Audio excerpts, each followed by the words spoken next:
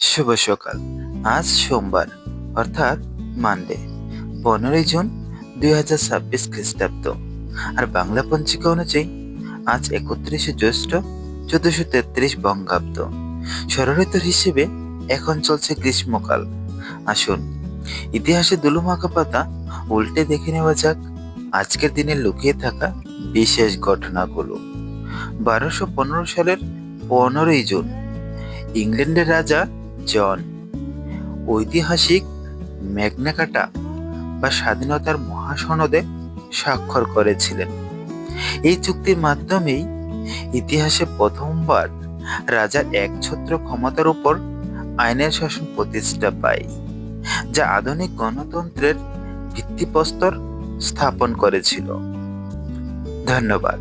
আপনার দিনটি ভালো কাটুক। দেখা হবে আগামী পর্বে